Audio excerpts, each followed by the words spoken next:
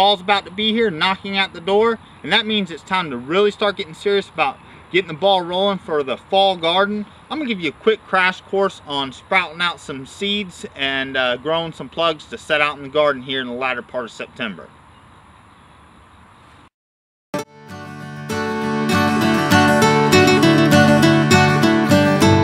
Alright, let's start with supplies. Of course you're gonna need seeds. Today I'm gonna be planting broccoli, cauliflower, and cabbage. Alright, these 3 fall vegetables really ought to be started in some type of seed tray rather than direct sown. Alright, you can also start in your seed trays your lettuce, your kale, your Swiss chard, collards, and lots of other fall vegetables, but really I've personally had good success in just direct sowing those, meaning putting the seeds directly in the garden. So I tend to just stick with broccoli, cauliflower, and cabbage when it comes to seed trays, which are an absolute must. You're gonna need something to mark them with. I use good old-fashioned popsicle sticks. They're easy, they're cheap, they work well, and I use a pencil rather than a marker. It doesn't fade, wash out, or just run. Also, of course, you need something to plant them in. I'm using recycled flats. These six packs to a flat. These actually used to have vegetables or annuals in them, and they're recycled after I got done using them in the past year or two, left over from the nursery. I'm just using them again, cleaning them out well. So, you know, next time you buy any flat material, don't throw those out. Store them away and start your seedlings in them. It doesn't take much. These 4 flats will actually start, that's 36 times 4, what's that? 144 plugs just in these 4 trays. Alright, that's a lot of vegetables. I'm gonna custom blend our seed starting mix. This is very important. Alright, it's gonna be 50% peat moss, 50% vermiculite. Okay, so 1 to 1. I'm guessing probably approximately 1.5 cubic foot to fill these 4 trays. We'll see how that works out. Now I'm gonna blend about 1 cup per cubic foot of growing medium of Biotone Starter Plus. All right, now this is one of my favorite starter fertilizers. I'm really big on this, and the reason is, of course, is first of all it gives a organic form of nitrogen, phosphate, potash, along with calcium, magnesium, and sulfur. Alright, and it will not burn the plants as long as you use proper dosages. But what makes this product extra special is, first of all, that word there, mycorrhizae, which is actually beneficial fungi that grows on root fibers, that basically hyperstarts a natural process that happens in the woods, and that mycorrhizae helps transfer water and nutrients properly and gives you just a much better root structure. So excellent starter fertilizer, one of the best on the market. Really just a prime example of biotechnology at its best.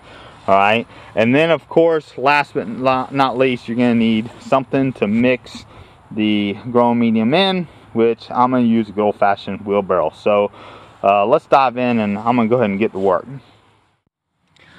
Alright, and there's the finished potting medium or seed starting mix. I've got 50% vermiculite, 50% peat moss, and 1 cup of biostarter. Just mix it real well, make sure it's all evenly distributed, then we're ready to go ahead and put it in the seed trays. Once you've got your seed trays filled up, I actually like to first wet the medium. To me, it makes it easier to work with.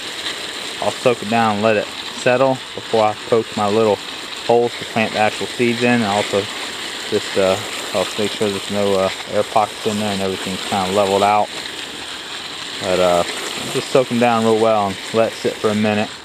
Let that water percolate through before I start planting.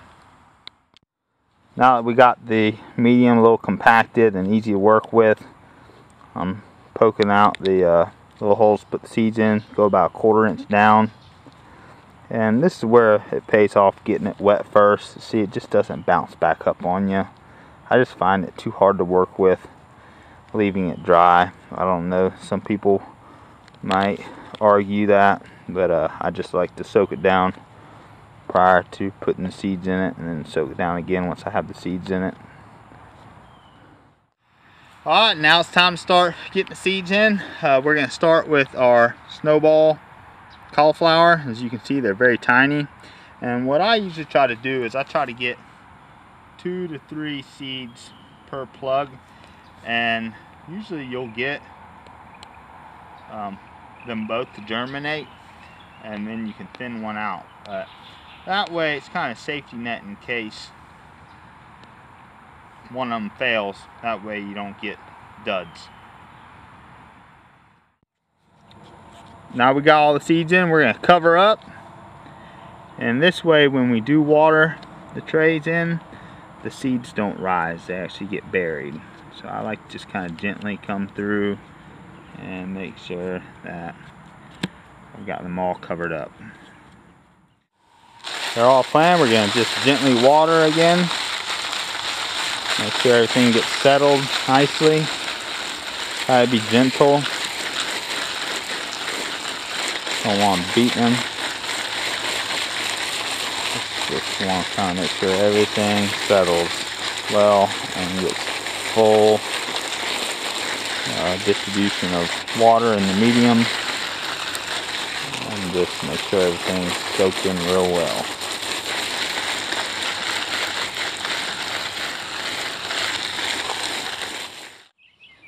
Set them somewhere that gets full morning sun with afternoon shade or filtered sun all day. Personally, I've got them to the east of some large pine trees, so as the sun starts to set, they will be in the shade after about noon hour. Also water them in the morning so they do not rot. If you water them in the evening, you'll much higher risk at rotting them. And also try to protect them from the birds. I've got this little cobra here. He tends to do the job all right. I'll move him around every few days so they don't get too discomplacent with him. The birds really do love that young, tender, new foliage. I've had a time sometimes with them coming and ripping up my freshly sprouted seedlings. If you like what you saw, check out more at tendedgardens.com and also hit us up on Facebook. We'd love to hear from you.